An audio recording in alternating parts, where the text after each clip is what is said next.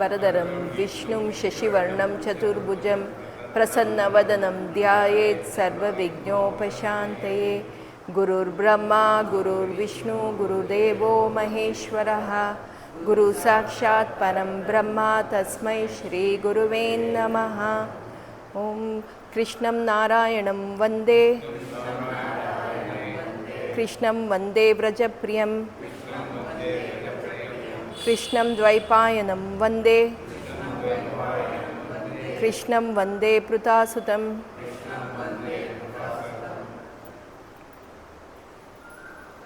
ಇಡೀ ಜಗತ್ತಲ್ಲೇ ಹನುಮಾನ್ ಚಾಲಿಸ ಎಲ್ಲರೂ ಹೇಳ್ತಾರೆ, ಎಲ್ಲರಿಗೂ ಗೊತ್ತಿದೆ. ಪವನತನಯ, ಸಂಕಟಹರಣ, ಮಂಗಳಮೂರ್ತಿ ರೂಪ, ನಿಮಗೆಲ್ಲರಿಗೂ ಗೊತ್ತಿರೋ ಆ ಹನುಮಾನ್ ಚಾಲಿಸ ರಚಿಸಿರೋದು ಯಾರು ಅಂತ ಎಲ್ಲರಿಗೂ ಗೊತ್ತಿದೆ. ಅದು ತುಳಸಿದಾಸ್.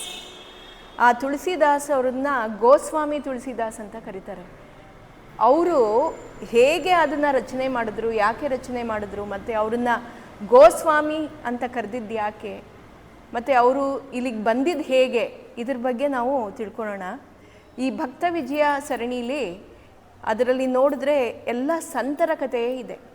ನಾವಿವಾಗ ಕೇಳ್ತಾ ಇರೋದು ಎಲ್ಲ ಸಂತರ ಕಥೆ. ಯಾಕೆ ನಾವು ಈ ಸಂತರ ಕಥೆಯನ್ನು ಕೇಳ್ತಾ ಇದ್ದೀವಿ ಅಂದರೆ, ಈ ಭಕ್ತರು ದೇವರನ್ನು ಹೇಗೆ ಒಲಿಸ್ಕೊಂಡ್ರು ಅನ್ನೋ ಕಥೆಯನ್ನು ನಾವು ತಿಳ್ಕೊತಾ ಇದ್ದೀವಿ. ಇದರಲ್ಲಿ ನಮ್ಗೆ ಏನು ಅರ್ಥ ಆಗತ್ತೆ ಅಂದರೆ, ಅದು ಎಲ್ಲ ಸರ್ವೇ ಸಾಮಾನ್ಯ ಜನರಿಗೂ ಕೂಡ ಲಭಿಸೋವಂಥದ್ದು ಒಂದು ಅವಕಾಶ ಏನಂದರೆ ನಮ್ಮ ಭಕ್ತಿ. ಈ ಭಕ್ತಿ ಭಾವದಿಂದ ನಾವು ಯಾವಾಗ ಆ ಭಗವಂತನಲ್ಲಿ ಶರಣಾಗ್ತೀವಿ ಆವಾಗ ಅವನು ನಮಗೆ ದೊರಕಿಸ್ತಾನಂತೆ, ಅವನು ನಮ್ಗೆ ಸಿಗ್ತಾನಂತೆ, ದೊರಕ್ತಾನಂತೆ. ನಮಗೇನು ಬೇಕೋ ಅದು ನಮಗೆ ಸಿಗತ್ತೆ ಅಂತ ಹೇಳ್ತಾರೆ. ಅವನ ದರ್ಶನ ನಮಗಾಗತ್ತೆ. ಇದು ಹೇಗೆ ಸಾಧ್ಯ ಆಯಿತು ಅನ್ನೋ ಕಥೆಯನ್ನು ನಾವು ಈ ಭಕ್ತರ ಕಥೆಗಳನ್ನು ಕೇಳ್ತಾ ಇದ್ದರೆ ನಮ್ಮಲ್ಲಿ ಆ ಭಕ್ತಿ ಉಂಟಾಗತ್ತೆ, ನಮ್ಮಲ್ಲಿ ಆ ಪ್ರೇಮ ಭಾವ ಉಂಟಾಗತ್ತೆ, ಮತ್ತು ಅವನಲ್ಲಿ ನಾವು ಶರಣಾಗೋ ಭಾವ ಉಂಟಾಗತ್ತೆ ಅಂತ ಹೇಳಿ ಈ ಭಕ್ತಿ ವಿಜಯ ಸರಣಿಯನ್ನು ನಾವು ಶುರು ಮಾಡಿರೋದು. ಇದರಲ್ಲಿ ಈಗ ನಾವು ಮೂರನೇ ಸಂತರ ಕಥೆ, ನಾವು ಈಗಾಗಲೇ ಮೊದಲನೇ ಸಂತ ಪುಂಡಲೀಕ ಅವನ ಕಥೆಯನ್ನು ಕೇಳ್ಕೊಂಡ್ವಿ. ಹೋದ ವಾರದಲ್ಲಿ ನಾವು ಜಯದೇವನ ಕತೆ ಗೀತಗೋವಿಂದ ರಚನೆ ಮಾಡಿರೋದು ಹೇಗೆ ಅಂತ ಅದನ್ನು ಕೇಳ್ಕೊಂಡ್ವಿ. ಆ ಗೀತಗೋವಿಂದ ರಚನೆ ಮಾಡೋದಕ್ಕೆ ಸಾಕ್ಷಾತ್ ಪರಮಾತ್ಮ ಬಂದು ಆ ಕಥೆಯನ್ನು ಆ ಶ್ಲೋಕವನ್ನು ಪೂರ್ಣಗೊಳಿಸಿದ್ರು ಅಂತ ಕೇಳಿಸ್ಕೊಂಡ್ವಿ. ಈಗ ಈ ನಮ್ಮ ಎಲ್ಲ ಬಾಯಲ್ಲಿ ನಮಗೆ ವೇದ ಹೇಳೋದಕ್ಕೆ ಕಷ್ಟ ಆಗತ್ತೆ, ಇಲ್ಲ ರಾಮಾಯಣದ ಶ್ಲೋಕಗಳು ಹೇಳಬೇಕಂದ್ರೆ ಕಷ್ಟ ಆಗತ್ತೆ, ಭಾಗವತದ ಶ್ಲೋಕ ಹೇಳಬೇಕಂದ್ರೆ ಕಷ್ಟ ಆಗತ್ತೆ. ಅದೆಲ್ಲದಕ್ಕಿಂತ ಸುಲಭವಾದ ಉಪಾಯ ಯಾವುದು ಅಂದರೆ ಹನುಮಾನ್ ಚಾಲಿಸ. ಆ ಹನುಮಾನ್ ಚಾಲಿಸ ಎಲ್ಲರ ಬಾಯಲ್ಲೂ ಹಾಗಾಗೆ ಬರುತ್ತೆ. ಗೊತ್ತಿಲ್ಲ ನಿಮ್ಮ ಮನೇಲೆಲ್ಲ ಬರುತ್ತೆ ಅಂತ. ನಮ್ಮಲ್ಲೆಲ್ಲ ನಾವು ಸ್ಕೂಲಲ್ಲಿ ಇದ್ದಾಗಲೇ ನಮ್ಗೆ ಅದು ಬಾಯ್ಹಾಟ್ ಆಗೋಗಿತ್ತು. ನಮ್ಮ ಮನೇಲೆಲ್ಲ ಹೇಳ್ಕೊಟ್ಟಿರೋರು ಅದೆಲ್ಲ ಬಾಯ್ಹಾಟ್ ಆಗಿ ಪ್ರತಿ ದಿವಸ ಅದು ಹೇಳಲೇಬೇಕಿತ್ತು, ಆ ರೀತಿ ಇತ್ತು. ಸೊ ಹನುಮಾನ್ ಚಾಲಿಸ ಇವಾಗ ಎಲ್ಲರ ಬಾಯಲ್ಲೂ ಬರುತ್ತೆ, ಎಲ್ಲ ಕಡೆನೂ ಅದು ಕೇಳಿಸ್ಕೋತೀವಿ. ಅಂಥ ಹನುಮಾನ್ ಚಾಲಿಸ ನಮಗೆ ಕೊಟ್ಟಿರೋಂಥ ಆ ತುಳಸಿದಾಸರಿಗೆ ನಾವು ನೆನೆಸ್ಕೊಂಡು ಅವ್ರ ಕತೆ ಹೇಗೆ, ಅವ್ರು ಹೇಗೆ ಹುಟ್ಟಿದ್ರು ಅನ್ನೋದನ್ನು ತಿಳ್ಕೊಳ್ಳೋಣ. ಅವರು ತುಳಸಿದಾಸರು ಹುಟ್ಟಿರೋದು ಒಂದು ಸ್ಥಳ ಇದು ಉತ್ತರ ಪ್ರದೇಶದಲ್ಲಿ ರಾಜಘರ್ ಅನ್ನೋ ಒಂದು ಜಾಗ. ಅಲ್ಲಿ ಅವರು ಆತ್ಮಾನಂದ ಮತ್ತು ಹುಲಸಿ ದೇವಿ ಅನ್ನೋ ಇಬ್ಬರು ಬ್ರಾಹ್ಮಣ ದಂಪತಿಗಳು ಅವರಲ್ಲಿ ಜನಿಸಿರೋದು. ಈ ಬ್ರಾಹ್ಮಣ ದಂಪತಿಯರಿಗೆ ಹಲವು ದಿನ ಮಕ್ಕಳಿರಲಿಲ್ಲ. ಅವರು ದೇವರಲ್ಲಿ ಪ್ರಾರ್ಥನೆ ಮಾಡಿ ಮಗುವನ್ನು ಬೇಡ್ಕೊಂಡ್ರು. ಹುಲಸಿ ದೇವಿ ಗರ್ಭಿಣಿ ಆದಳು. ಗರ್ಭಿಣಿ ಆದಮೇಲೆ ಅವಳಿಗೆ ಶುಕ್ಲ ಪಂಚಮಿ, ಈ ಶ್ರಾವಣ ಮಾಸ ಶುಕ್ಲ ಪಂಚಮಿಯ ದಿವಸ ಹುಟ್ಟುತ್ತಂತೆ ಮಗು. ಈ ಮಗು ಹುಟ್ಟೋ ಸಮಯ ಹೇಗಿತ್ತು ಅಂದರೆ, ಇವರು ಮಿಡ್ ವೈಫ್ ಅಂತಾರಲ್ಲ, ಸೂಲುಗಿಟ್ಟಿ ಅಂತಾರಲ್ಲ, ಅವ್ರು ಬಂದು ಆ ಮಗುವನ್ನು ಆವಾಗೆಲ್ಲ ಮನೆಯಲ್ಲೇ ಹೆರಿಗೆ ಆಗ್ತಿತ್ತು. ಸೊ ಅವರೆಲ್ಲ ಬಂದು ಅವರು ಕಾಪಾಡ್ತಾಯಿದ್ರು, ಅವರೆಲ್ಲ ನೋಡ್ಕೋತಾಯಿದ್ರು. ಹೀಗಾಗ್ತಾಯಿತ್ತು. ಈ ಸೂಲಿಗಿಟ್ಟಿ ಬಂದು ಮಗುವನ್ನು ತಾಯಿಗೆ ಗರ್ಭ ಮಾಡೋದಕ್ಕೆ ಪ್ರಸವ ವೇದನೆ ಇದ್ದಾಗ ಅವಳು ಬಂದು ಅವಳಿಗೆ ಸಹಾಯ ಮಾಡ್ತಾಯಿದ್ರು. ಎಲ್ಲ ಮಕ್ಕಳ ಹಾಗೆ ಈ ಮಗು ಹುಟ್ಟಲಿಲ್ವಂತೆ. ಎಲ್ಲ ಮಕ್ಕಳು ಹೇಗೆ ಹುಟ್ಟುತ್ತಾರೆ, ಅವ್ರು ಹುಟ್ಟಿದ ತಕ್ಷಣ ಅಳತ್ತೆ. ಈ ಮಗು ಹುಟ್ಟಂತೆ, ಆದರೆ ಹುಟ್ಟಿದ ತಕ್ಷಣ ಅಳಲಿಲ್ಲಂತೆ. ಅದು ಹುಟ್ಟಿದ ತಕ್ಷಣ ಬಾಯಿಂದ ಹೇಳಿದ ಪದ ಒಂದೇ, ಶ್ರೀರಾಮ ಅಂತ ಹೇಳ್ತಂತೆ ಈ ಮಗು. ಮತ್ತು ಈ ಮಗು ಎಲ್ಲ ಮಗು ನಾವು ನೋಡಿದ್ರೆ ಚಿಕ್ಕದಿರುತ್ತೆ, ಏನು 1-2 kg 3 kg 3.5 kg ಆಗಿರುತ್ತೆ. ಈ ಮಗು ಹುಟ್ಟಿದಾಗಲೇ ಒಂದು 5 ತಿಂಗಳು ಮಗು ಥರ ದೊಡ್ಡ ಆಕಾರದಲ್ಲಿ ಇತ್ತಂತೆ. ಮತ್ತು ಎಲ್ಲ ಮಕ್ಕಳಿಗೆ ಹಲ್ಲೇ ಇರೋದಿಲ್ಲ. ಯಾವ ಮಕ್ಕಳಿಗೂ ಹಲ್ಲಿರೋದಿಲ್ಲ. ಈ ಮಗು ಹುಟ್ಟಿದಾಗ 32 ಹಲ್ಲು ಇತ್ತಂತೆ. 32 ಹಲ್ಲು ಇತ್ತು. ಮತ್ತು ಆ ಹುಟ್ಟಿದ ತಕ್ಷಣ ಅದು ಶ್ರೀರಾಮ ಅಂತ ಹೇಳ್ತಂತೆ. ಆ ಸೂಲ್ಗಿತ್ತಿಗೆ ಒಂಥರ ಏನಿದು ಆಶ್ಚರ್ಯ. ಮತ್ತು ಆ ನಾಭಿಯಿಂದ ಬರೋ ಆ ಕಾರ್ಡ್ ಏನು ಹೇಳ್ತಾರೆ, ಆ ಕಾರ್ಡ್ ಕಟ್ ಮಾಡಬೇಕು, ಅದಾಗದೇ ಕಲ್ಚ್ಕೊಂಡಿತ್ತಂತೆ. ಆ ರೀತಿ ಇತ್ತಂತೆ ಆ ಮಗು. ಈ ಸೂಲ್ಗಿತ್ತಿಗೆ ಅದೇ ಒಂಥರ ಏನೋ ಆಶ್ಚರ್ಯ, ಪರಮಾಶ್ಚರ್ಯ, ಏನಿದು ಹೀಗಿದೆ. ಈಗಿನ ಕಾಲದಲ್ಲಿ ಈ ಕಲಿಯುಗದಲ್ಲಿ ಆ ಥರ ಮಕ್ಕಳು ಹುಟ್ಟಿದ್ರೆ ಅದು ರಾಕ್ಷಸ ಅಂತ ಅನ್ಕೋತಾರೆ. ಅದು ಏನೋ ಬೇರೆ ಸಂಕೇತ, ಅದು ಸರಿಯಲ್ಲ ಅಂತ ಎಲ್ಲ ಅನ್ಕೋತಾರೆ. ಈ ಹೆಂಗಸ್ಗೂ ಭಯ ಆಯ್ತಂತೆ, ಏನಿದು ಈ ಮಗು ಹೀಗೆ ಹುಟ್ಟಿದೆ ಅಂತ. ಮತ್ತು ಅದಲ್ಲದೆ ಇನ್ನೊಂದು ಏನಾಯಿತು ಅಂದರೆ, ಆ ಮಗು ಹುಟ್ಟಿದ ತಕ್ಷಣ ಒಂದು ನಾದ ಕೇಳಿಸ್ತು. ಅದು ಯಾವ ನಾದ ಅಂದರೆ ಶಂಖನಾದ ಕೇಳಿಸ್ತಂತೆ. ಆವಾಗ ಇವಳಿಗೆ ಪರಮಾಶ್ಚರ್ಯ ಆಗಿ ಭಯಾನೂ ಆಗಿ ಓಡ್ ಬಂದು ಆ ಆತ್ಮಾನಂದ ಅವ್ರ ಹತ್ರ ಬಂದು ಹೇಳ್ತಾಳಂತೆ, ನಿನ್ಗಂತೂ ಗಂಡು ಮಗು ಹುಟ್ಟಿದೆ, ಆದರೆ ಆ ಗಂಡು ಮಗು ಅಳ್ತಾ ಇಲ್ಲ, ಆ ಗಂಡು ಮಗುಗೆ 32 ಹಲ್ಲು ಇದೆ, ಅದು ಇದು ಅಂತೆಲ್ಲ ಹೆದರ್ಸ್ಬಿಟ್ಟು ಹೋಗ್ತಾಳಂತೆ. ಆಗ ಈ ತಂದೆಗೆ ಭಯ, ಏನಿದು ಹೀಗೆ ಹೇಳ್ತಾ ಇದ್ದಾಳೆ ಇವಳು ಅಂತ ಹೇಳಿ ಅವರು ಈ ಕೂಡಲೇ ಪುರೋಹಿತರನ್ನ ಕರೆಸಿ ಆ ಜಾತಕ ನೋಡು ಏನು ಎಂತ ಅಂತೆಲ್ಲ ಅವ್ರು ನೋಡ್ತಾರಂತೆ. ಆ ಮಗು ಹುಟ್ಟಿರೋದು ಮೂಲ ನಕ್ಷತ್ರದಲ್ಲಿ ಹುಟ್ಟಿದೆ.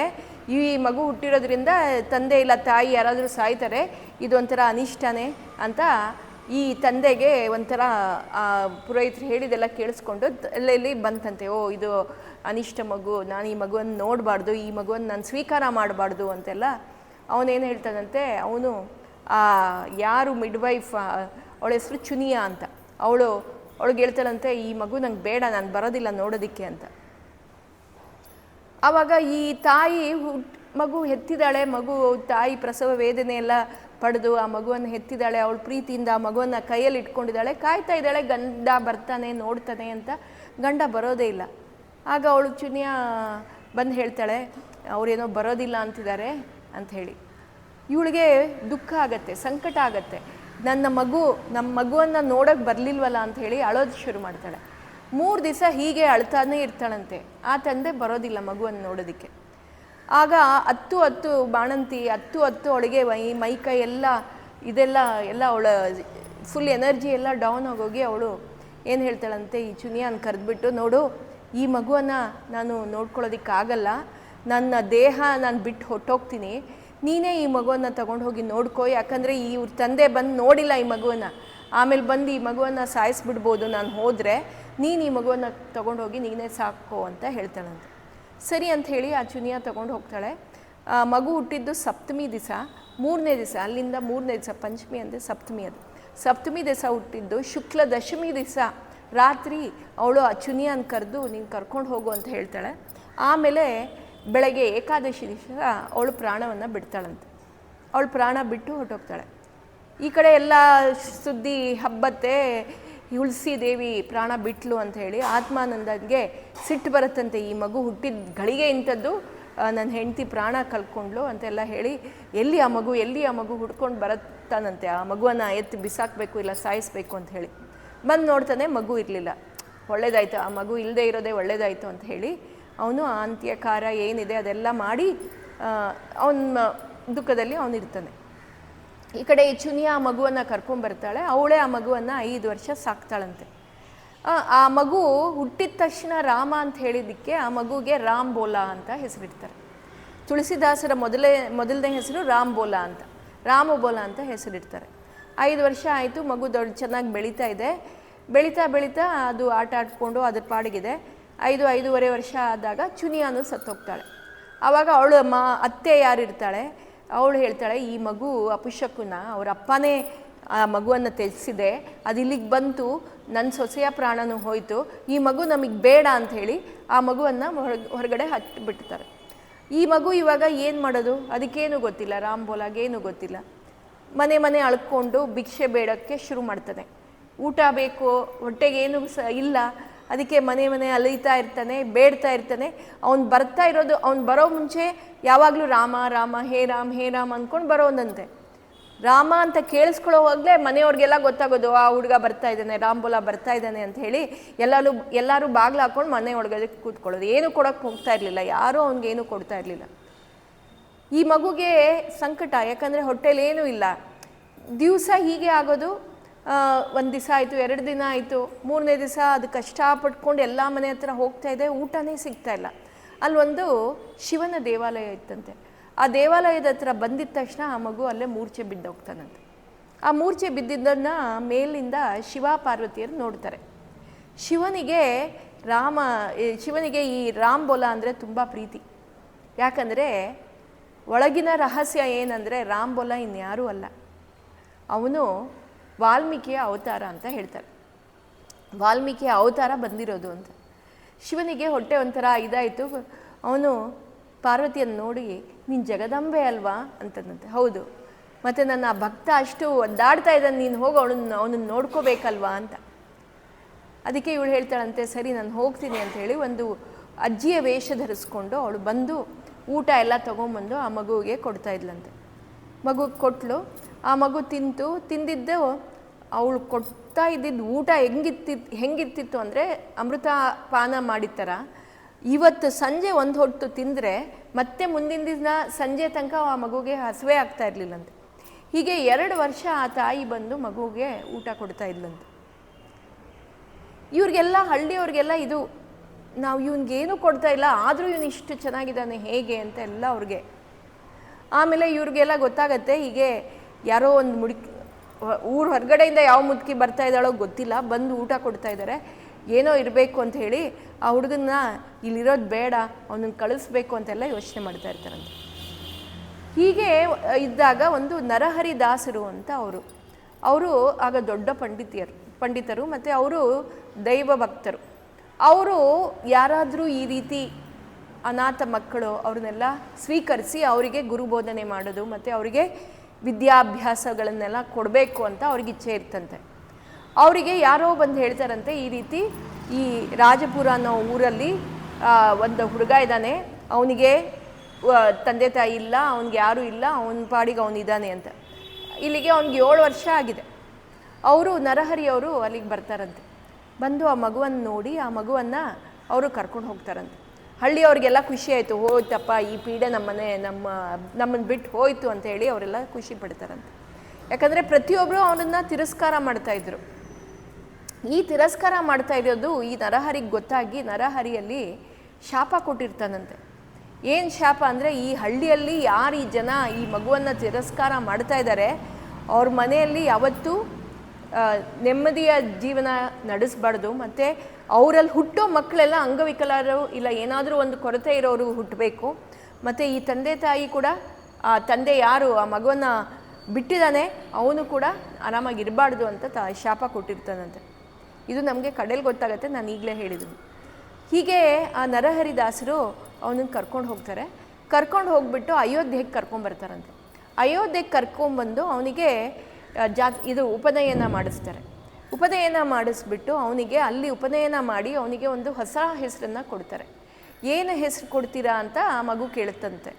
ಆಗ ಅವನು ಹೇಳ್ತಾನಂತೆ, ನೋಡು, ನಾವು ಭಗವಂತನನ್ನು ಪ್ರಾರ್ಥನೆ ಮಾಡುವಾಗ ಅವನಿಗೆ ನಾವು ಏನು ಪ್ರಾರ್ಥನೆ ಮಾಡಿ ನಾವು ಏನಾದರೂ ನಾವು ಅರ್ಪಿಸ್ಬೇಕು ಅಂದರೆ ಅದಕ್ಕೆ ತುಳಸಿ ಇಲ್ಲದೆ ನಾವು ಅರ್ಪಿಸಿದ್ರೆ ಅವನಿಗೆ ಅದು ಸ್ವೀಕಾರ ಆಗೋದಿಲ್ಲ. ಅದಕ್ಕೆ ನಿನ್ನನ್ನೇ ನಾನು ಅವನಿಗೆ ಅರ್ಪಣೆ ಮಾಡ್ತಾಯಿದ್ದೀನಿ. ಸೊ ನಿನ್ನ ಹೆಸರೇ ತುಳಸಿ ಅಂತ ನಾನು ಹೇಳ್ತೀನಿ, ತುಳಸಿ ರಾಮ ಅಂತ ಹೆಸರಿಡ್ತಿದ್ದೀನಿ ಅಂತ ಹೇಳ್ತಾರಂತೆ. ತುಳಸಿ ರಾಮ್, ಯಾಕಂದರೆ ರಾಮ್ ಬೋಲಾ ಅಂತ ಅವ್ನು ಹೇಳ್ತಾ ಇದ್ದ. ಸೊ ತುಳಸಿ ರಾಮ ಅಂತ ನಿಂಗೆ ಹೆಸರಿಡ್ತೀನಿ. ನೀನು ಯಾವಾಗ ಈ ತುಳಸಿ ಅನ್ನೋ ಹೆಸರಿಂದ ನಿಂಗೆ ಬರುತ್ತೆ, ನಿನ್ನ ಹೆಸರು ಬರುತ್ತೆ, ಆಗ ನಿನ್ನನ್ನೇ ಅವನಿಗೆ ಅರ್ಪಣೆ ಮಾಡಿರೋ ಸಮ ಅಂತ ಹೇಳ್ತಾರಂತೆ. ಸರಿ ಅಂತ ಹೇಳಿ ಅಲ್ಲಿಂದ ತುಳಸಿ ರಾಮ ಅಂತ ಹೆಸರು ಬಂತು. ಅಯೋಧ್ಯೆಯಲ್ಲಿ ಇವ್ರು ಏನು ಮಾಡ್ತಾರೆ, ಅವನಿಗೆ ತುಂಬ ಒಳ್ಳೆಯ ಸಂಸ್ಕಾರ ವಿದ್ಯೆ ಎಲ್ಲ ಹೇಳ್ಕೊಡ್ತಾ ಇರ್ತಾರೆ.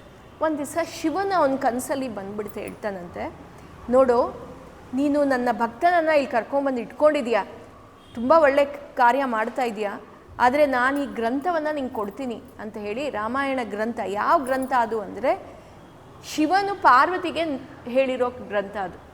ಶಿವನು ಅವನ ಮನಸ್ಸಿಂದ ಹೇಳಿರುವಂಥ ಗ್ರಂಥವನ್ನು ಅವನಿಗೆ ಕೊಡ್ತಾನಂತೆ. ಕೊಟ್ಬಿಟ್ಟು ಈ ಕತೆ ಏನಿದೆ ಈ ಕಥೆಯನ್ನು ನೀನು ಆ ತುಳಸಿ ದಾಸನಿಗೆ ಹೇಳಬೇಕು ಅಂತ ಹೇಳ್ತಾರಂತೆ.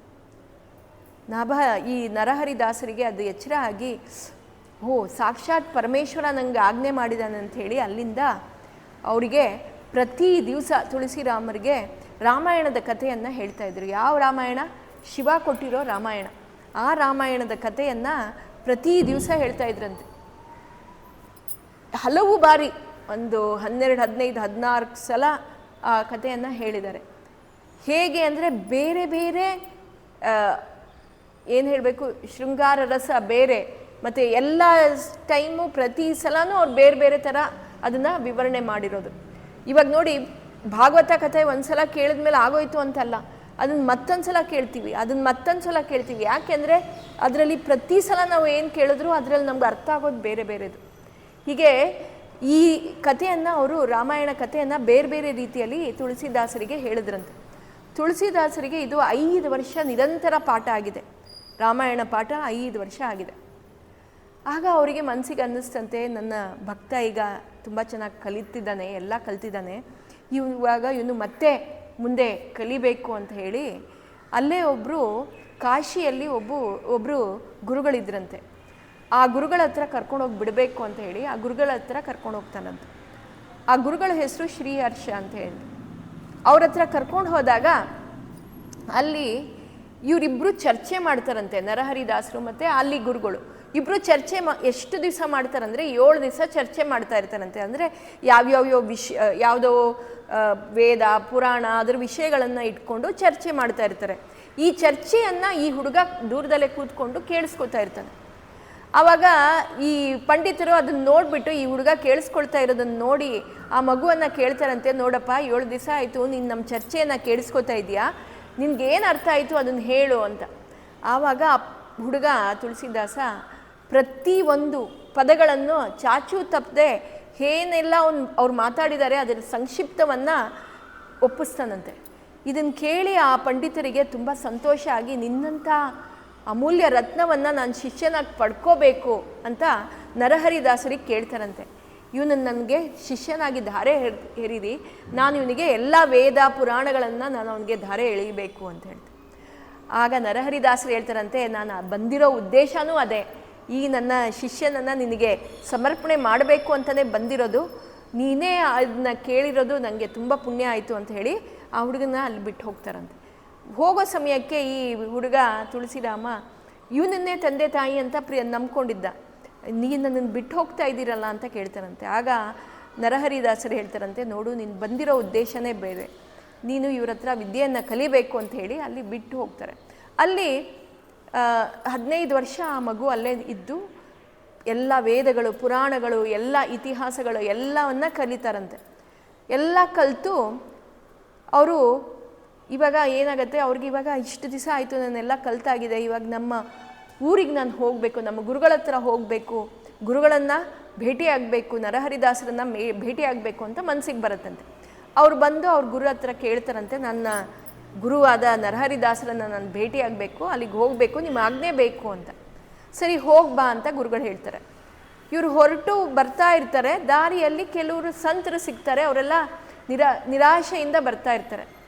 ಏನಾಯಿತು ಯಾಕೆ ಅಂತ ಕೇಳಿದಾಗ ಅವ್ರು ಹೇಳ್ತಾರಂತೆ, ಇಲ್ಲೇ ನರಹರಿದಾಸರಿದ್ದರು, ಅವ್ರು ಇವತ್ತು ಸತ್ತೋದ್ರು, ಅಲ್ಲಿಗೆ ಹೋಗಿ ಬರ್ತಾ ಇರಿದ್ದೀವಿ ಅಂತ. ಆವಾಗ ಇವರಿಗೆ ಬೇಸರ ಆಗತ್ತಂತೆ, ನರಹರಿದಾಸರು ಇಲ್ಲ, ಇವಾಗ ಇನ್ನೇನು ಮಾಡೋದು ಅಂಥೇಳಿ ನಮ್ಮ ಊರಿಗಾದರೂ ಹೋಗೋಣ, ಅಲ್ಲಿಗೆ ಹೋಗಿ ನೋಡೋಣ ಅಂಥೇಳಿ ಅವ್ರ ಊರಿಗೆ ಹೋಗ್ತಾರೆ. ಅವ್ರ ಊರಿಗೆ ಕಾಲು ಇಡ್ತಾ ಇದ್ದಂಗೆ ನೋಡ್ತಾರೆ, ಅಲ್ಲೆಲ್ಲ ಅಂಗವಿಕಲರು, ಅಲ್ಲಿ ಒಬ್ರ ಮನೇಲಿ ಒಬ್ರಿಗೆ ಕಾಲಿಲ್ಲ, ಒಬ್ರ ಮನೇಲಿ ಒಬ್ರಿಗೆ ಕೈ ಇಲ್ಲ, ಒಬ್ರಿಗೆ ಕಣ್ಣಿಲ್ಲ, ಈ ರೀತಿ. ಮತ್ತು ಎಲ್ಲ ಕಡೆ ಒಂಥರ ಅಶಾಂತಿ, ಊರಲ್ಲೆಲ್ಲ ಹೀಗಿರುತ್ತೆ. ಅಲ್ಲಿ ಯಾರೋ ಒಬ್ಬರನ್ನ ನೋಡಿ ಕೇಳ್ತಾರಂತೆ, ಯಾಕೆ ಹಿಂಗಿದೆ, ಯಾಕೆ ಎಲ್ಲರ ಮನೇಲಿ ಈ ರೀತಿ ಎಲ್ಲ ಇದೆ, ಯಾಕೆ ಈ ಥರ ಆಗ್ತಾ ಇದೆ ಅಂತ.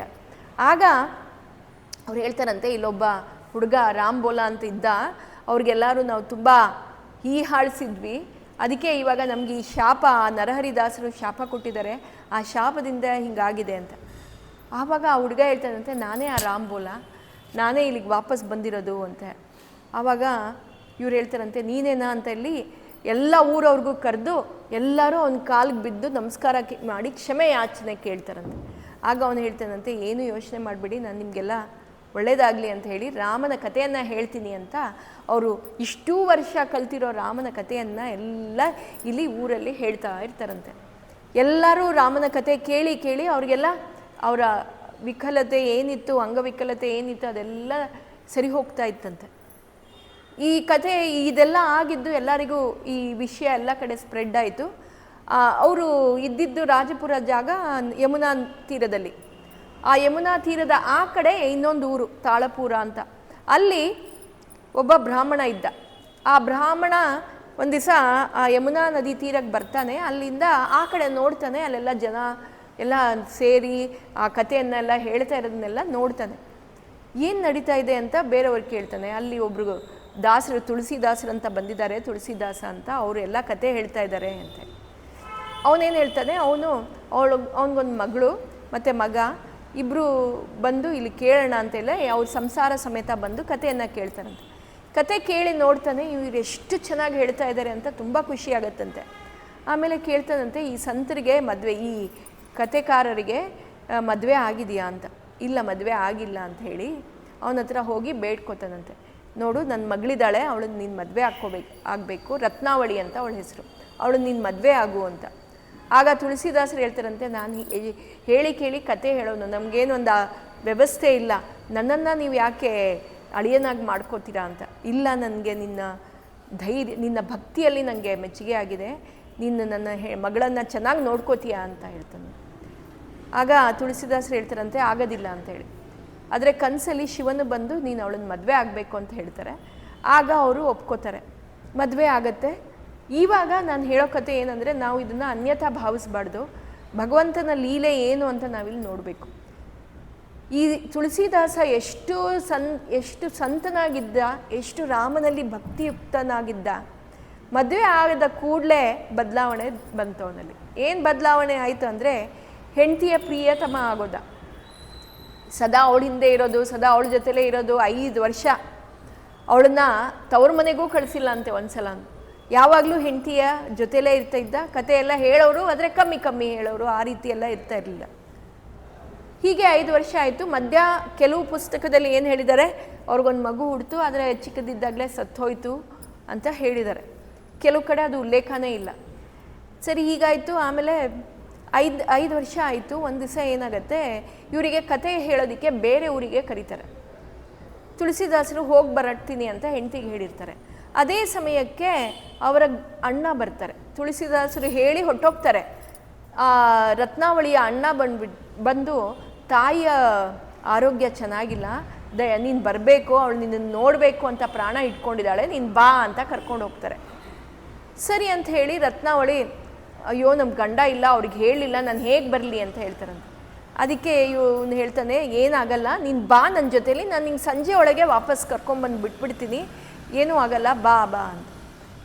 ಆಯಿತು, ಹೇಗಿದ್ರು ಗಂಡ ಮನೇಲಿಲ್ಲ ಅಂತ ಹೇಳಿ ಅವಳು ಒಪ್ಕೊಂಡು ಹೋಗ್ತಾರಂತೆ. ನದಿ ದಾಟಿ ಮನೆಗೆ ಹೋಗ್ತಾಳೆ. ಅಲ್ಲಿ ಹೋಗಿ ನೋಡ್ತಾಳೆ, ತಾಯಿ ಆರೋಗ್ಯ ಚೆನ್ನಾಗಿರಲ್ಲ. ಮತ್ತು ವಾಪಸ್ ಬರಬೇಕು ಅನ್ನುವಾಗ ಏನಾಗುತ್ತೆ, ಜೋರು ಗುಡುಗು ಮಳೆ ಎಲ್ಲ ಶುರುವಾಗತ್ತೆ. ಆಗ ಅಣ್ಣ ಹೇಳ್ತಾನಂತೆ, ಏನಾಗಲ್ಲ ಬಿಡು, ಗುಡುಗು ಮಳೆ ಜಾಸ್ತಿ ಆಗಿದೆ, ನಾಳೆ ಬೆಳಗ್ಗೆ ಹೋಗ್ತೀಯಂತೆ, ಒಂದು ದಿವಸ ರಾತ್ರಿ ಇಲ್ಲೇ ಉಳ್ಕೊ, ಏನೂ ಆಗಲ್ಲ. ಅವಳಿಗೆ ಭಯ, ಇಲ್ಲಿ ತುಳಸಿದಾಸರಿಗೆ ಹೇಳಿಲ್ಲ, ಅವ್ರು ಏನು ಬೇಜಾರಾಗತ್ತೆ ಅಂತ ಹೇಳಿ. ಆವಾಗ ಇವನು ಹೇಳ್ತಾನಂತೆ, ನೋಡಮ್ಮ, ನೀನು ಎಲ್ಲೂ ಇಲ್ಲ, ನಿನ್ನ ತಾಯಿ ಮನೇಲೇ ಇರೋದು, ನೀನೇನು ಹೆದರ್ಕೋಬೇಡ, ಪರವಾಗಿಲ್ಲ. ಅವಳು ಬರೋ ಮುಂಚೆ ಒಂದು ಪತ್ರವನ್ನು ಬರೆದಿಟ್ಟಿರ್ತಾಳಂತೆ ಗಂಡನಿಗೆ, ಹೀಗೆ ನಮ್ಮ ಅಣ್ಣ ಬಂದಿದ್ದ, ನಮ್ಮ ತಾಯಿ ಆರೋಗ್ಯ ಸರಿ ಇಲ್ಲ, ಆದ್ದರಿಂದ ಹೋಗ್ತಾ ಇದ್ದೀನಿ ಅಂತ. ಮನೆಯ ಮುಂದೆ ಬಾಗಿಲು ಮುಂದೆನೇ ಇಟ್ಟಿರ್ತಾಳೆ. ತುಳಸಿದಾಸರು ಸಂಜೆ ಮನೆಗೆ ಬರ್ತಾರೆ, ನೋಡ್ತಾರೆ, ಈ ಕಡೆ ರತ್ನಾವಳಿ ಇಲ್ಲ. ಮುಂದೆ ಪತ್ರ ಇತ್ತು, ಆ ಪತ್ರ ತಗೊಳ್ತಾರೆ, ನೋಡ್ತಾರೆ, ಪತ್ರದಲ್ಲಿ ಎಲ್ಲ ವಿವರಣೆ ಬರೆದಿತ್ತು. ಕಷ್ಟ ಅವರಿಗೆ. 5 ವರ್ಷದಲ್ಲಿ ಒಂದು ದಿವಸನೂ ಹೆಂಡತಿಯನ್ನು ಬಿಟ್ಟಿಲ್ಲ. ಏನು ಮಾಡೋದು ಅಂತ ಮಲ್ಗಕ್ಕೆ ಟ್ರೈ ಮಾಡ್ತಾರೆ, ಮಲ್ಗಕ್ಕಾಗಲ್ಲ. ರಾತ್ರಿ 11:30 12 ಗಂಟೆ ಆಯಿತು, ಮಲ್ಗಕ್ಕಾಗಲಿಲ್ಲ. ಜೋರು ಮಳೆ ಬರ್ತಾ ಇದೆ. ಇಲ್ಲ, ಹೊಟ್ಟೋಗ್ತೀನಿ, ನನ್ನ ಹೆಂಡತಿ ಹತ್ರ ಹೋಗ್ತೀನಿ, ಅವಳನ್ನ ಕರ್ಕೊಂಬರ್ತೀನಿ ಅಂತ ಹೇಳ್ಬಿಟ್ಟು ಆ ಮಳೆಯಲ್ಲೇ ಎದ್ದು ಹೋಗ್ತಾ ಇರ್ತಾರಂತೆ. ಯಮುನಾ ನದಿ ತೀರಕ್ಕೆ ಬರ್ತಾರೆ. ಯಮುನಾ ನದಿ ದಾಟಬೇಕು, ಜೋರು ಮಳೆ. ಅಲ್ಲೆಲ್ಲೂ ನೌಕಾ ಇಲ್ಲ, ಬೋಟ್ ಇಲ್ಲ. ಏನು ಮಾಡೋದು ಅಂತ ನೋಡ್ತಾ ಇರ್ತಾರೆ. ಏನಾದರೂ ಹಲಗೆ ಇರ್ಬೋದು ಅಂತ ಹೇಳಿಬಿಟ್ಟು ಆ ಕಡೆ ಈ ಕಡೆ ನೋಡ್ತಾರೆ, ಏನೂ ಇರಲಿಲ್ಲ. ನೀರಲ್ಲಿ ಏನೋ ತೇಳ್ಕೊಂಡು ಬರ್ತಾ ಇತ್ತಂತೆ. ಓ, ಹಲಗೆ ಅಂದ್ಕೊಂಡು ನೋಡ್ತಾರೆ, ಅದ್ರ ಮೇಲೆ ಹತ್ತು ಕೂತ್ಕೋತಾರೆ. ಅವ್ರಿಗೆ ಗೊತ್ತೇ ಇಲ್ಲ ಅದು ಏನು ಅಂತ. ಅದು ನೋಡಿದ್ರೆ ಒಂದು ಹೆಣ, ಯಾರೋ ಸತ್ತಿರೋ ಹೆಣ. ಅವರು ಹೆಂಡತಿಯ ಪ್ರೀತಿಯಲ್ಲಿ ಎಷ್ಟು ಮಗ್ನರಾಗಿದ್ದರು ಅಂದರೆ ಅದು ಏನಂತ ಅವ್ರಿಗೆ ಗೊತ್ತೇ ಆಗಲಿಲ್ಲ. ಆ ಹೆಣದ ಮೇಲೆ ಕೂತ್ಕೊಂಡು ನದಿಯನ್ನು ದಾಟ್ತಾರಂತೆ ಅವರು. ಅದು ಅವ್ರಿಗೆ ಅರಿವಾಗಿಲ್ಲ. ದಾಟ್ಕೊಂಡು ಹೋಗ್ತಾರೆ, ಆ ಕಡೆ ಹೋಗ್ತಾರೆ, ಮನೆಯಲ್ಲಿ ಹೆಂಡತಿಯ ಮನೆ ಹತ್ರ ಹೋಗ್ತಾರೆ. ಅಲ್ಲೆಲ್ಲ ಬಾಗಿಲು ಹಾಕಿದೆ, ಎಲ್ಲರೂ ಮಲಗಿದ್ದಾರೆ. ಮಧ್ಯರಾತ್ರಿ 2 ಗಂಟೆ, ಜೋರು ಮಳೆ, 2 ಗಂಟೆ, ಎಲ್ಲ ಕಡೆ ಬಾಗಿಲು ಹಾಕಿದೆ. ಮೇಲೆ ಒಂದು ಕುಟೀರದಲ್ಲಿ ಮಾತ್ರ ಒಂದು ಸ್ವಲ್ಪ ದೀಪ ಉರಿತಾ ಇತ್ತಂತೆ. ಓ, ನನ್ನ ಹೆಂಡತಿ ನನಗೋಸ್ಕರ ಕಾಯ್ತಾ ಇದ್ದಾಳೆ, ಅವಳಿಗೂ ಕೂಡ ನಿದ್ದೆ ಬಂದಿರಲ್ಲ, ಬಿಟ್ಟಿರೋದಕ್ಕೆ ಅವಳಿಗೂ ಆಗಿರಲ್ಲ ಅಂದ್ಕೊಂಡು ಆ ಜಾಗಕ್ಕೆ ನಾನು ಮೇಲೆ ಹತ್ತು ಹೋಗ್ಬಿಡ್ತೀನಿ, ಯಾಕಂದರೆ ಬಾಗಿಲು ತಟ್ಟಿದ್ರೆ ಎಲ್ಲ ಮಲಗಿರ್ತಾರೆ, ಎಲ್ರಿಗೂ ಎಚ್ಚರ ಆಗತ್ತೆ ಅಂತ ಹೇಳಿ ಮೇಲೆ ಹೆಂಗೆ ಹತ್ತೋದು ಅಂತ ಯೋಚನೆ ಮಾಡ್ತಾ ಇರ್ತಾರೆ. ಮೇಲಿಂದ ಒಂದು ಹಗ್ಗ ಥರ ಕಾಣುತ್ತೆ. ಆ ಹಗ್ಗ ಇಟ್ಕೊಂಡು ಹತ್ಕೊಂಡು ಹೊಟ್ಟೋಗೋಣ ಅಂತ ಹತ್ತಕ್ಕೆ ಹೋಗ್ತಾರೆ. ಆ ಮಳೆಯಲ್ಲಿ ಬಂದಿರೋ ಹೊರಗಡೆ ಅದು ಹಾವು. ಆ ಹಾವು ಅಂತಾನು ಅವ್ರಿಗೆ ಗಮನಕ್ಕೆ ಬರೋದಿಲ್ಲ. ಹಗ್ಗ ಅಂದ್ಕೊಂಡು ಅದನ್ನ ಇಟ್ಕೊಂಡು ಜೋರಾಗಿ ಅದನ್ನ ಇಟ್ಕೊಂಡು ಅದನ್ನ ಸಪೋರ್ಟ್ ಮಾಡಿಕೊಂಡು ಮೇಲೆ ಹತ್ತು ಹೋಗ್ತಾರೆ. ಮೇಲೆ ಹತ್ತು ಹೋಗಿ ಕಿಟಕಿಯಿಂದ ನೋಡ್ತಾರೆ, ಅಲ್ಲಿ ರತ್ನಾವಳಿ ಇರ್ತಾಳೆ. ರತ್ನಾವಳಿಗೆ ಬಾಗಿಲು ತೆಗಿ ಅಂತಾರೆ. ರತ್ನಾವಳಿಗೆ ಒಂಥರ ಭಯ, ಆಶ್ಚರ್ಯ, ಇಂಥ ಮಳೆಯಲ್ಲಿ, ಇಂಥ ಗುಡುಗಲ್ಲಿ, ಇಂಥ ಸಿಡ್ಲಲ್ಲಿ ಇವ್ರು ಓಡಿ ಬಂದಿದ್ದಾರೆ ಅಂತ ಹೇಳಿ ಬಾಗಿಲು ತೆಗಿತಾಳೆ. ತೆಗೆದು ನೋಡ್ತಾಳೆ, ಆ ಕಡೆ ಹಾವು. ಹಾವನ್ನು ನೋಡಿ ಅವಳಿಗೆ ಭಯ ಆಗೋಗುತ್ತೆ. ಹಾವು ಹೆಂಗೆ ಹತ್ಕೊಂಡ್ಬಂದ್ರಿ? ಅದಿತ್ತಲ್ಲ ಹಗ್ಗ, ಅದು ಹಗ್ಗ ಇಟ್ಕೊಂಡು ಹತ್ಕೊಂಡ್ಬಂದೆ ಅಂತಾರಂತೆ. ಆಮೇಲೆ ಅದು ಹಗ್ಗ ಅಲ್ಲ, ಅದು ಹಾವು ಅಂತಾಳಂತೆ. ಹಾವೋ ಹಗ್ಗನೋ ಏನೋ, ನಿನ್ನನ್ನು ನೋಡಬೇಕಿತ್ತು, ನಾನು ಬಂದೆ ಅಂತ ಹೇಳ್ತಾರಂತೆ. ಆವಾಗ ಅವಳಿಗೆ ಸಿಟ್ಟು ಬಂದ್ಬಿಡುತ್ತಂತೆ. ಇಲ್ಲಿ ತನಕ ಪ್ರತಿ ದಿವಸ ಅವಳು ಗಂಡನ ಸೇವೆ ಮಾಡಿಕೊಂಡು ಅವ್ರ ಮುಂದೆ ಒಂದು ಮಾತಾಡದೆ, ಎಚ್ಚರದ ಧ್ವನಿಯಲ್ಲಿ, ಎತ್ತರದ ಧ್ವನಿ, ಜೋರಾಗಿ ಯಾವತ್ತೂ ಮಾತಾಡಿಲ್ಲ ಅವಳು. ಮೆತ್ತಿಗೆ ಮಾತಾಡ್ತಾ ಇದ್ದೆ ಅವಳು. ಅವತ್ತು ಅವಳಿಗೆ ಸಿಟ್ಟು ಬಂದ್ಬಿಡತ್ತಂತೆ. ಇದು ದೇವರ ಪ್ರೇರಣೆನೇ ಇರುತ್ತೆ.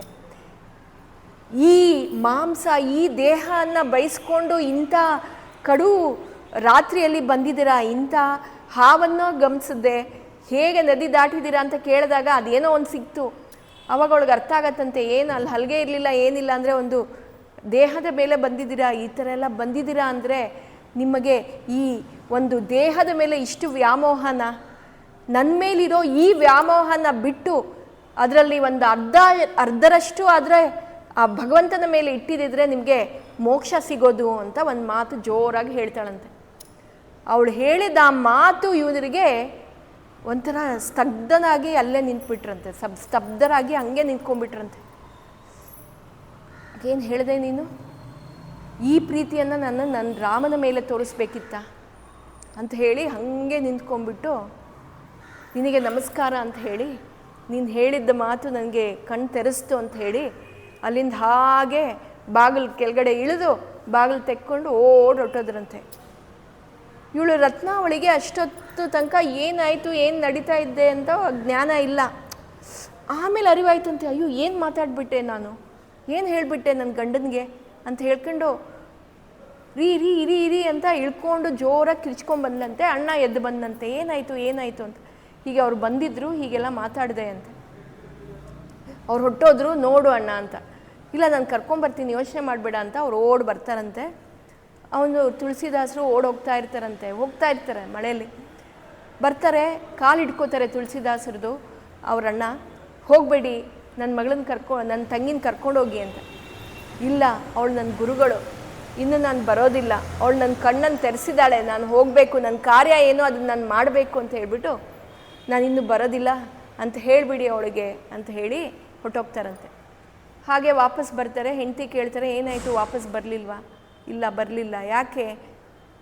ಇಲ್ಲ, ಪರವಾಗಿಲ್ಲಮ್ಮ, ನೀನು ನನ್ನ ಮಗಳ ಥರ, ನೀನು ನನ್ನ ತಂಗಿ, ನೀನು ನನ್ನ ಮನೇಲೇ ಇರು, ಪರವಾಗಿಲ್ಲ, ನಾನು ಇಲ್ಲಿರೋ ವಿಷಯ ಕೇಳ್ತಾ ಇಲ್ಲ, ನನ್ನ ಗಂಡ ಏನು ಹೇಳಿದ್ರು, ಬರ್ತಾರಾ ಬರಲ್ವಾ? ಬರಲ್ಲ ಅಂತ ಕಡೆಯಲ್ಲಿ ಹೇಳ್ತಾರಂತೆ. ಅದನ್ನು ಕೇಳಿಸಿದ ತಕ್ಷಣ ಅವಳು ಅಲ್ಲೇ ಪ್ರಾಣವನ್ನು ತ್ಯಾಗ ಮಾಡ್ತಾಳಂತೆ. ಆಮೇಲೆ ಇಲ್ಲಿ ಈ ಕತೆ ಮುಗೀತು. ಇಲ್ಲಿ ತುಳಸಿದಾಸರು ಅಲ್ಲಿಂದ ಏನು ಮಾಡ್ತಾರೆ, ಅವರು ಅಯೋಧ್ಯೆ, ಕಾಶಿ, ಈ ರೀತಿ ಎಲ್ಲ ಕಡೆನೂ ಫಸ್ಟ್ ಪ್ರಯಾಗ್ರಾಜಿಗೆ ಬರ್ತಾರಂತೆ. ಪ್ರಯಾಗ್ರಾಜಿಗೆ ಬಂದುಬಿಟ್ಟು ಅಲ್ಲಿ ಅವರು ಸನ್ಯಾಸ ದೀಕ್ಷೆಯನ್ನು ತಗೊಳ್ಬಿಟ್ಟು ಅಲ್ಲಿಂದ ಇಡೀ ಭೂಲೋಕ ಅಂದರೆ ಇಡೀ ಭಾರತವನ್ನೇ ಅವರು ಸುತ್ತಾಡ್ತಾರಂತೆ. ಎಲ್ಲ ಕಡೆ ರಾಮನ ಕಥೆಯನ್ನು ಹೇಳಿಕೊಂಡು ಮಾನಸ ಸರೋವರಕ್ಕೆ ಹೋಗ್ತಾರಂತೆ. ಅಲ್ಲೂ 3 ಸಲ ಮಾನಸ ಸರೋವರ, ಕೈಲಾಶ ಪರ್ವತ ಅಂದರೆ ಕಾಲ್ನಡಿಗೆಯಲ್ಲೇ ಹೋಗಿರ್ತಾರೆ. ಎಲ್ಲ ಕಡೆ ಕಾಲ್ನಡಿಗೆಯಲ್ಲಿ ಹೋಗಿ ಬರ್ತಾರಂತೆ. ಇವಾಗ ಅವ್ರಿಗೆ ಏನು ಮಾಡಬೇಕು ಗೊತ್ತಾಗ್ತಾ ಇಲ್ಲ. ಕಾಶಿ ಕ್ಷೇತ್ರಕ್ಕೆ ಬರ್ತಾರೆ. ಕಾಶಿ ಕ್ಷೇತ್ರದಲ್ಲಿ ಪ್ರಹ್ಲಾದ್ ಘಾಟ್ ಅಂತ, ಪ್ರಹ್ಲಾದ್ ಘಾಟಲ್ಲಿ ಕೂತ್ಕೊಂಡು ರಾಮನ ಕಥೆಯನ್ನು ಪ್ರತಿ ದಿವಸ ಹೇಳ್ತಾ ಇರ್ತಾರಂತೆ. ಅವರು ಕಾಶಿಯಲ್ಲಿ ಮಲಮೂತ್ರ ವಿಸರ್ಜನೆ ಮಾಡ್ತಾ ಇರಲಿಲ್ಲ. ಯಾಕಂದರೆ ಅದು ಕಾಶಿ ಶಿವನ ಕ್ಷೇತ್ರ, ಇದು ಅತಿ ಮನೋಹರವಾದ ಕ್ಷೇತ್ರ, ಇಲ್ಲಿ ಮಲಮೂತ್ರ ವಿಸರ್ಜನೆ ಮಾಡಬಾರ್ದು ಅಂತ ಗಂಗಾ ನದಿ ದಾಟ್ಕೊಂಡು ಆ ಕಡೆ ಬೇರೆ ಸ್ಥಳಕ್ಕೆ ಹೋಗಿ ಅಲ್ಲಿ ಮಲಮೂತ್ರ ವಿಸರ್ಜನೆ ಮಾಡೋರಂತೆ. ಅಲ್ಲಿಗೆಲ್ಲ ಗಂಗಾ ನದಿ ನೀರನ್ನು ಚಂಬಲ್ ತೊಗೊಂಡೋಗಿ ಅಲ್ಲಿ ಮಾಡಿಕೊಂಡು ಆ ನೀರು ಮಿಕ್ಕಿದೇನು ಮಿಕ್ತಿತ್ತು ಆ ನೀರು ಅಲ್ಲೊಂದು ಮರ ಇತ್ತು, ಆ ಮರಕ್ಕೆ ಹಾಕ್ತಾ ಇದ್ರಂತೆ. ಆ ನೀರು ಹಾಕ್ತಾ ಇದ್ದಿದ್ದ ಆ ಮರ ಒಂದು ನಿಮಿಷಕ್ಕೆ ಅದು ಹೀರ್ಕೋತಾ ಇತ್ತಂತೆ. ಯಾಕಂದರೆ ಅಲ್ಲೊಂದು ಪ್ರೇತ ಇತ್ತು, ಆ ಪ್ರೇತ ಆ ನೀರನ್ನೆಲ್ಲ ಕುಡಿತಾ ಇತ್ತಂತೆ. ಹೀಗೆ ಪ್ರತಿ ದಿವಸ ಮಾಡೋರು ಒಂದು ದಿವಸ ಮಾಡಿಬಿಟ್ಟು ಅಲ್ಲೇ ಆ ನೀರು ಹೇಗೆ ಹಾಕ್ತಾ ಇದ್ದಂಗೆ ಹೀರ್ಕೋತಾ ಇತ್ತಲ್ಲ, ಯಾಕೆ ಅಂತ ನೋಡಿದ್ರಂತೆ. ಅಲ್ಲೊಂದು ಪ್ರೇತ ಬಂದು ಅದು ಕುಡಿತಾ ಇದ್ದನ್ನು ನೋಡಿದ್ರಂತೆ. ಪ್ರೇತ ಪ್ರತ್ಯಕ್ಷನಾಗಿ ಇವ್ರಿಗೆ ತುಳಸಿದಾಸರಿಗೆ ಹೇಳ್ತಾರಂತೆ, ನಿಮ್ಮಿಂದ ನನಗೆ ನನ್ನ ದಾಹ ತೀರ್ತು, ಯಾಕಂದರೆ ನನಗೆ ತುಂಬ ದಾಹ ಆಗ್ತಾಯಿತ್ತು, ನೀವು ತಂದು ಕೊಡ್ತಾ ಇದ್ದಿದ್ದ ನೀರಿಂದ ನನ್ನ ದಾಹ ತೀರ್ತು ಅಂತ, ನಿಮ್ಮಿಂದ ನಂಗೆ ತುಂಬ ಉಪಕಾರ ಆಯಿತು, ನಿಮಗೇನು ಬೇಕು ಕೇಳಿ ವರ ಕೊಡ್ತೀನಿ ಅಂತ ಹೇಳ್ತಾರಂತೆ. ಆಗ ಇವರು ಹೇಳ್ತಾರಂತೆ, ನನಗೆ ನೀನು ವರ ಕೊಡಬೇಕು ಅಂತಿದ್ರೆ ಯಾವ ವಸ್ತುನೂ ನಂಗೆ ಬೇಡ, ನನಗೆ ನನ್ನ ಪರಮಾತ್ಮನ ನನ್ನ ರಾಮನ ದರ್ಶನವನ್ನು ಮಾಡಿಸು ಅಂತ ಕೇಳ್ತಾರಂತೆ. ಆವಾಗ ಇವ್ರು ಹೇಳ್ತಾರಂತೆ, ಅದಂತೂ ನನ್ನ ಕೈಯಲ್ಲಿ ಸಾಧ್ಯವಾಗಲ್ಲ, ನೀನು ಅದನ್ನ ಬಿಟ್ಟು ಬೇರೆದೇನಾದರೂ ಕೇಳು ಅಂತ, ನಂಗೆ ಬೇಕಿರೋದೇ ಅದೊಂದು ಕೊಟ್ಟರೆ ಸಾಕು ಅಂತ ಹೇಳ್ಬಿಟ್ಟು ಮುಂದಕ್ಕೆ ಹೋಗ್ತಾ ಇರ್ತಾರೆ, ವಾಪಸ್ಸು ಬರ್ತಾ ಇರ್ತಾರೆ. ಆಗ ಆ ಪ್ರೇತ ಕರೀತಾನಂತೆ, ತುಳಸಿದಾಸ ನಿಂತ್ಕೋ, ನಾನು ಇತ್ತೀಚೆಗೆ ಕೇಳಿದ್ದೀನಿ ಪ್ರಹ್ಲಾದ್ ಘಾಟಲ್ಲಿ ಯಾರೋ ಒಬ್ಬರು ಸಂತರು ಕಥೆಯನ್ನು ಹೇಳ್ತಾ ಇದ್ದಾರಂತೆ, ಆ ಕತೆ ಕೇಳೋಕ್ಕೆ ಹನುಮಂತ ಬರ್ತಾ ಇದ್ದಾರೆ, ಆ ಹನುಮಾನ್ ಹತ್ರ ನಿಂಗೆ ಕೇಳ್ಕೊ, ನಿಂಗೆ ದರ್ಶನ ಸಿಗತ್ತೆ ಅಂತ. ಎಲ್ಲಿ ಅಂದ್ರಂತೆ, ಪ್ರಹ್ಲಾದ್ ಘಾಟ್, ಅಲ್ಲಿ ಕತೆ ಹೇಳ್ತಾ ಇರೋದು ನಾನೇ ಅಂತಾರೆ. ನೀನೇನಾ? ಹಂಗಿದ್ರೆ ಅಲ್ಲಿಗೆ ನಿನ್ನ ಕತೆ ಹೇಳುವ ಮುಂಚೆನೇ ಒಬ್ರು ಬರ್ತಾರೆ, ಎಲ್ಲ ಕತೆ ನಿಂದು ಮುಗಿದ ಮೇಲೆ ಎಲ್ಲರೂ ಹೋದ್ಮೇಲೆ ಕಡೆಯಲ್ಲಿ ಹೋಗ್ತಾರೆ, ಅವರೇ ಆಂಜನೇಯ, ಅವ್ರ ಹತ್ರ ಹೋಗಿ ನೀನು ಬೇಡ್ಕೊ, ಅವ್ರು ಬೇರೆ ಅವತಾರದಲ್ಲಿ ಬರ್ತಾರೆ, ನೀನು ಅವ್ರನ್ನ ನೋಡಬೇಕು, ಅವ್ರನ್ನ ಗಮನಿಸ್ಬೇಕು ಅಂತ ಕೇಳ್ತಾರಂತೆ. ಅವ್ರನ್ನ ಕಾಲಿಟ್ಕೊಂಡ್ಬಿಡು, ಅವ್ರನ್ನ ಬೇಡ್ಕೊ, ಅವ್ರು ನಿಮಗೆ ರಾಮನ ದರ್ಶನವನ್ನು ಕೊಡಿಸ್ತಾರೆ ಅಂತ ಹೇಳ್ತಾರೆ. ಸರಿ ಅಂತ ಹೇಳ್ಬಿಟ್ಟು ವಾಪಸ್ ಬರ್ತಾರೆ ಅವರು. ಅವತ್ತು ಎಲ್ಲರ ಮುಂಚೆ ಯಾರು ಬಂದು ಕೂತಿದ್ದಾರೆ ಗಮನಿಸ್ತಾರಂತೆ. ಅವನೆಲ್ಲೋ ಅಲ್ಲಿ ಎಲ್ಲರೂ ಚಪ್ಪಲಿ ಬಿಡ್ತಾರಲ್ಲ ಅಲ್ಲೆಲ್ಲೋ ಕೂತಿರ್ತಾನಂತೆ. ಮತ್ತು ಒಂಥರ ಗಲೀಜು ವೇಷ, ಭಿಕ್ಷುಕನ ವೇಷ, ವಾಸನೆ, ಮೈಯಲ್ಲೆಲ್ಲ ವಾಸನೆ, ಒಂಥರ ಗಲೀಜಾಗಿ, ಯಾರೋ ಅವ್ರ ಹತ್ರ ಬರಬಾರ್ದು ಆ ರೀತಿ ಕೂತ್ಕೊಳ್ಳೋರಂತೆ. ಕೂತಿದ್ರು, ಇವ್ರ ಕತೆ ಎಲ್ಲ ಹೇಳ್ತಾ ಇದ್ದಾರೆ, ತುಳಸಿದಾಸ ಗಮನಿಸ್ತಾ ಇದ್ದಾರೆ ಅವರಲ್ಲಿ ಕೂತಿರೋದು, ಕತೆ ಎಲ್ಲ ಹೇಳಿದ್ದಾರೆ. ಕತೆ ಮುಗಿದ್ಮೇಲೆ ಸಾಮಾನ್ಯವಾಗಿ ಎಲ್ಲರೂ ಬಂದು ನಮಸ್ಕಾರ ಮಾಡೋರಂತೆ ತುಳಸಿದಾಸರಿಗೆ. ಅವತ್ತು ಯಾರು ನಮಸ್ಕಾರ ಮಾಡೋದು ಬೇಡ ಅಂತ ಹೇಳ್ಬಿಟ್ಟು ಎದ್ದೊಟ್ಟೋಗ್ತಿರಂತೆ. ಹೋಗ್ಬಿಟ್ಟು ಆ ಮುದಿ ಒಬ್ಬ ಯಾರು ಕೂತಿದ್ರು ಅವ್ರ ಹಿಂದೆ ಹೋದ್ರಂತೆ. ಈ ಮುದಿಗೆ ಗೊತ್ತಾಯಿತು, ಹನುಮನಿಗೆ ಗೊತ್ತಾಯಿತು, ಅವನಲ್ಲಿಂದ ಎದ್ದು ಹೋಗೋಕ್ಕೆ ಶುರು ಮಾಡಿದ್ರಂತೆ. ಅವರೆಲ್ಲ ಹೋಗ್ತಾ ಇದ್ರು, ಹೇಗೆ ಓಡೋಗ್ತಾ ಇದ್ರು ಅವ್ರ ಹಿಂದೆನೇ ಓಡೋಗ್ತಾ ಇದ್ರಂತೆ. ಆವಾಗ ಅವನು ನಿಂತ್ಕೊಂಡು, ಯಾಕೆ ನಾನು ಹಿಂದೆ ಬರ್ತಾ ಇದೆಯಾ, ಹೋಗು ನಿನ್ನ ಕತೆ ಹೇಳ್ತಾ ಇದೆಯಲ್ಲ ಹೋಗು ಅಂತಾರಂತೆ. ಇಲ್ಲ ನಿಮ್ಮಿಂದ ನಂಗೆ ಕೆಲಸ ಇದೆ, ನಾನು ಕೆಟ್ಟ ಭಿಕ್ಷುಕ, ನನ್ನ ಹತ್ರ ನಿಂಗೇನು ಕೆಲಸ ಇದೆ, ಹೋಗು ನೀನು, ನನ್ನನ್ನು ಮುಟ್ಬಾರ್ದು, ನಿನ್ನನ್ನು ಮುಟ್ಟಿದ್ರೆ ನಿನ್ನನ್ನು ಯಾರೂ ಸ್ವೀಕರಿಸಲ್ಲ, ಹೋಗು ಅಂತ ಹೇಳ್ತಾನೆ. ಇಲ್ಲ ಅಂತ ಹೇಳಿ ಬಂದು ಅವ್ರು ಕಾಲು ಇಟ್ಕೋತಾರಂತೆ. ಕಾಲು ಇಟ್ಕೊಂಡು, ಹನುಮಂತ ಅಂತ ನನಗೆ ಗೊತ್ತು, ನೀನೇ ಆಂಜನೇಯ, ನಿನ್ನ ದರ್ಶನವನ್ನು ಕೊಡು ಅಂತಾರಂತೆ. ಆಗ ಅವ್ರು ದರ್ಶನ ಕೊಡ್ತಾರಂತೆ. ಕೊಟ್ಬಿಟ್ಟು, ನೋಡು ನನಗೇನೇ ಆಗಲಿ ನನ್ನ ರಾಮನ ದರ್ಶನವನ್ನು ನೀನು ಮಾಡಿಸ್ಬೇಕು ಅಂತ ಕೇಳ್ಕೊತಾರಂತೆ. ಅದಕ್ಕೆ ಇವ್ರು ಹೇಳ್ತಾರಂತೆ, ನೋಡು ರಾಮನ ದರ್ಶನ ನಾನು ಮಾಡಿಸೋದಕ್ಕೆ ಆಗೋದಿಲ್ಲ, ನೀನು ಇಲ್ಲಿಂದ ಚಿತ್ರಕೂಟಕ್ಕೆ ಹೋಗಬೇಕು, ಅಲ್ಲಿ ನಿನಗೆ ದರ್ಶನ ಸಿಗತ್ತೆ ಅಂತ ಹೇಳ್ತಾರೆ. ಸರಿ ಅಂತ ಚಿತ್ರಕೂಟಕ್ಕೆ ಹೋಗ್ತಾರೆ. ಚಿತ್ರಕೂಟಕ್ಕೆ ಹೋದಾಗ ಇವರು ರಾಮನ ದರ್ಶನ ಅಂದಾಗ ರಾಮ ಒಬ್ಬ ರಾಜನ ಅವತಾರದಲ್ಲಿ ಅವರು ಯೋಚನೆ ಮಾಡಿರ್ತಾರೆ. ಹೀಗೆ ರಾಜನಾಗಿ ಬರಬೇಕು, ಅವನು ಬಿಲ್ಲು ಬಾಣ ಸಮೇತನಾಗಿ ಬರಬೇಕು ಅಂತ ಕೂತು ಒಂದು ದಿವಸ ಅವ್ರ ಕತೆ ಎಲ್ಲ ಹೇಳ್ತಾ ಇರ್ತಾರೆ. ಆಂಜನೇಯ ಬರ್ತಾರೆ, ನೋಡ್ತಾ ಇರು ನಿನಗೆ ಗೊತ್ತಾಗತ್ತೆ ಅಂತ. ಸರಿ, ಅವತ್ತಿನ ದಿವಸ ಯಾರೋ ಇಬ್ಬರು ಗಂಡು ಹುಡುಗರು ಅಲ್ಲಿ ಬಂದು ಹೋಗ್ತಾರಂತೆ. ಆಮೇಲೆ ಆಂಜನೇಯ ಹಿಂದೆ ಬಂದು ಹೇಳ್ತಾರೆ, ನೋಡಿದ್ಯಾ ಬಂದಿದ್ರಲ್ಲ ರಾಮ, ನನ್ನ ಪ್ರಭು ಮತ್ತು ಅವ್ರ ತಮ್ಮ ಬಂದಿದ್ರಲ್ಲ, ನೋಡಿದ್ಯಾ? ಎಲ್ಲಿ ಬಂದಿದ್ರು? ಯಾರು? ಈಗ ತಾನೇ ಹೋದ್ರಲ್ಲ, ನೋಡಲಿಲ್ವಾ ಅಂತ. ಅಯ್ಯೋ ನೋಡಲೇ ಇಲ್ವಲ್ಲ, ನಂಗೆ ಗೊತ್ತೇ ಆಗಲಿಲ್ವಲ್ಲ. ನೀನು ಯಾವ ರೀತಿ ಅವ್ರನ್ನ ನೋಡ್ಬೇಕು ಅಂದ್ಕೊಂಡಿದ್ದೆ, ರಾಜನಾಗಿ ನೋಡಬೇಕಿತ್ತು ಅಂತ. ಓ ನಿನ್ನ ಮನಸ್ಸಲ್ಲಿ ಅದಿತ್ತು, ಅವ್ರು ಹೇಗೆ ಬಂದರೂ ನೀನು ಅವ್ರನ್ನ ಸ್ವೀಕರಿಸಲಿಲ್ವಲ್ಲ ಅಂತಾರಂತೆ. ಆವಾಗ ಮತ್ತೆ ಅಳ್ತು ಆಂಜನೇಯನ ಪಾದ ಇಟ್ಕೊಂಡು, ಏನೇ ಆಗಲಿ ಈಗ ನೀನು ನನಗೆ ಅವ್ರ ದರ್ಶನವನ್ನು ಮಾಡಿಸ್ಲೇಬೇಕು ಅಂತ ಹೇಳ್ತಾನೆ. ಸರಿ, ಮುಂದೆ ನೀನು ನೋಡಿ, ಅದಕ್ಕೆ ನಮಗೆ ಎಲ್ಲರೂ ಹೇಳೋದು, ನಮಗೆ ದೇವರ ರೂಪದಲ್ಲಿ ಯಾವ ರೀತಿ ಬಂದು ನಮಗೆ ದೇವರು ಸಹಾಯ ಮಾಡ್ತಾರೆ ಅಂತ ಗೊತ್ತಾಗಲ್ಲ. ಸರ್ವೇ ಸಾಮಾನ್ಯ ಜನರಾಗಿ ಬರ್ತಾರೆ, ಆದರೆ ಅದೇ ದೇವರೇ ಆಗಿರ್ತಾರೆ. ನಾವು ಅದು ಗಮನಕ್ಕೆ ನಾವು ತರಲ್ಲ. ಅದನ್ನು ಅದಕ್ಕೆ ಈ ಕಥೆಯಲ್ಲಿ ನಮ್ಗೆ ಗೊತ್ತಾಗೋದು ಏನಂದರೆ, ಯಾರಾದರೂ ಬೇರೆ ಅವತಾರದಲ್ಲಿ ಬಂದಿರ್ಬೋದು, ಅದೇ ದೇವರೇ ಆಗಿರ್ತಾರೆ ಅಂತ ನಾವು ನೆನೆಸ್ಕೋಬೇಕು. ಸರಿ ಅಂತ ಹೇಳಿ ಹೀಗೆ 1 ವರ್ಷ ಆಗತ್ತೆ. ಆಮೇಲೆ ಒಂದು ದಿವಸ ಈ ಶ್ರಾವಣ ಮಾಸ, ಆಮೇಲೆ ಇದ್ರ ಮಾಸ ಬರುತ್ತೆ, ಧನುರ್ಮಾಸ ಬರುತ್ತೆ. ಬೆಳಗ್ಗೆ ಎಲ್ಲ ಎದ್ದು ಹೋಗಿ ಸ್ನಾನ ಮಾಡ್ಕೋತಾ ಇರ್ತಾರಲ್ಲ, ಆ ಸಮಯದಲ್ಲಿ ಏನಾಗುತ್ತೆ ನೋಡ್ತಾರೆ, ಎಲ್ಲರೂ ಸ್ನಾನ ಮಾಡ್ಕೊಂಡು ಹೋಗ್ತಾ ಇದ್ದಾರೆ. ಅಲ್ಲಿ ಚಿತ್ರಕೂಟದಲ್ಲಿ ಯಮುನಾ ನದಿ ತೀರ, ಅಲ್ಲಿ ಎಲ್ಲ ಸ್ನಾನ ಮಾಡ್ತಾ ಹೋಗ್ತಾ ಇರ್ತಾರೆ. ಇವರು ತುಳಸಿದಾಸರು ಸ್ನಾನ ಮಾಡಿ ಗಂಧ ತೇಯ್ತಾ ಇರ್ತಾರಂತ. ಗಂಧ ತೇಯ್ತಾ ಇರುವಾಗ ಒಂದು ಚಿಕ್ಕ ಬಾಲಕ ಬರ್ತಾನಂತೆ. ಬಂದ್ಬಿಟ್ಟು ಆ ಗಂಧ ನನಗೆ ನನಗೆ ಹಚ್ಚು, ಅದಿನ್ಯಾರೂ ಅಲ್ಲ, ರಾಮನೇ ಬಂದದ್ದು. ದಾಸರೇ ನನಗೂ ಆ ಗಂಧವನ್ನು ಹಚ್ಚಿ ಅಂತ ಹೇಳ್ತಾರಂತೆ. ಸರಿ ಅಂತ ಹೇಳಿ ಇವರು ಹಚ್ಚಕ್ಕೆ ಶುರು ಮಾಡ್ತಾರೆ. ಮೇಲ್ಗಡೆ ಪಕ್ಷಿ ರೂಪದಲ್ಲಿ ಹನುಮಂತ ಬಂದು ಕುಕ್ರೆ ಕುಯ್ ಕುಯ್ ಕುಯ್ ಅಂತ ಇದ್ದಾರೆ. ಆವಾಗ ಇವನಿಗೆ ಗೊತ್ತಾಗೋದಿಲ್ಲ, ತುಳಸಿದಾಸರಿಗೆ ಏನು ಈ ಪಕ್ಷಿ ಏನು ಅಂತ ಗೊತ್ತಾಗಲ್ಲ. ಸರಿ ಹಚ್ಚಿಬಿಟ್ಟು ಆಮೇಲೆ ಆ ಮಗು ಹೇಳುತ್ತಂತೆ, ನಾನು ನಿನಗೆ ಹಚ್ಚಲಾ ಅಂತ. ಸರಿ ಹಚ್ಚು ಅಂಥೇಳಿ ಆ ಮಗು ತುಳಸಿದಾಸರಿಗೆ ನಾಮ ಹಚ್ಬಿಟ್ಟು ಹೊಟ್ಟೋಗತ್ತೆ. ಆಗ ಆಂಜನೇಯ ಮುಂದೆ ಬಂದು, ನೋಡಿದ್ಯಾ ಬಾಲಕ ರೂಪದಲ್ಲಿ ಬಂದಿದ್ದ ನನ್ನ ರಾಮ ಅಂತ.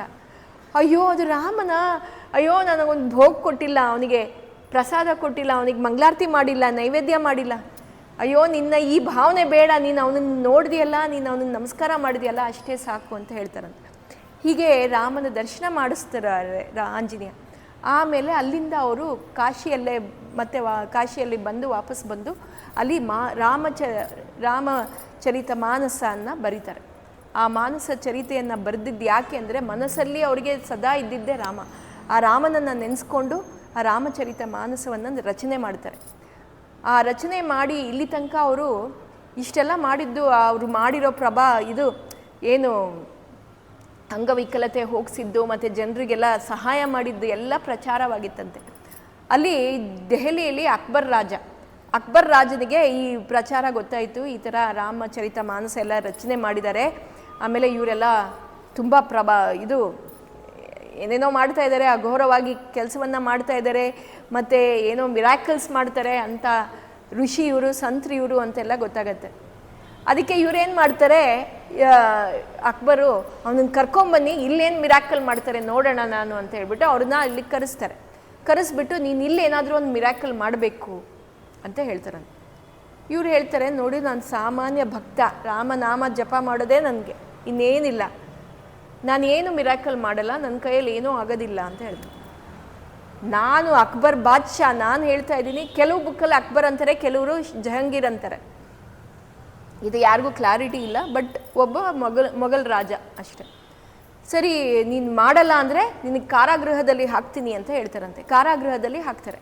ಅಲ್ಲಿ ಆ ಕಾರಾಗೃಹದಲ್ಲಿ ಪ್ರತಿ ದಿವಸ ಇವರು ಹನುಮನನ್ನು ನೆನೆಸ್ಕೊಂಡು ಅಲ್ಲಿ ಹನುಮಾನ್ ಚಾಲಿಸ ರಚನೆ ಆಗಿದ್ದು ಅಂತ ಹೇಳ್ತಾರೆ. ಹನುಮಾನ್ ಚಾಲಿಸ ರಚನೆ ಆಯಿತು. ಹನುಮಾನನ್ನು ಬೇಡ್ಕೊಂಡಿದ್ದ ತಕ್ಷಣ ಹನುಮಾನ್ ಏನು ಮಾಡ್ತಾರೆ, ಅವರ ವಾನರ ಸೈನ್ಯವನ್ನೇ ದೆಹಲಿಗೆ ಕಳಿಸ್ತಾರಂತೆ.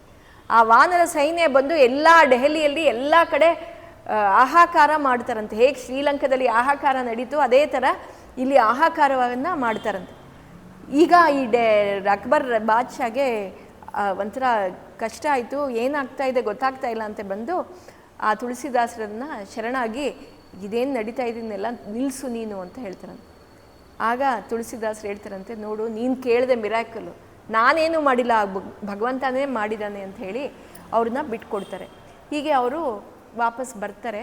ವಾಪಸ್ಸು ಕಾಶಿಗೆ ಬಂದು ಎಲ್ಲ ಕಡೆ ಇವಾಗ ತುಳಸಿದಾಸರ ಪ್ರಚಾರ ಎಷ್ಟಾಗೋಯಿತು ಅಂದರೆ, ಅಲ್ಲಿ ಕಾಶಿಯಲ್ಲಿರೋ ಪಂಡಿತರಿಗೆಲ್ಲ ಒಂಥರ ಬೇಸರ, ಎಲ್ಲರೂ ಇವನ ಮಾತೇ ಕೇಳ್ತಾ ಇದ್ದಾರೆ, ಎಲ್ಲರೂ ಇವ್ರ ಮಾತೇ ಕೇಳ್ತಾರೆ ಅಂತ.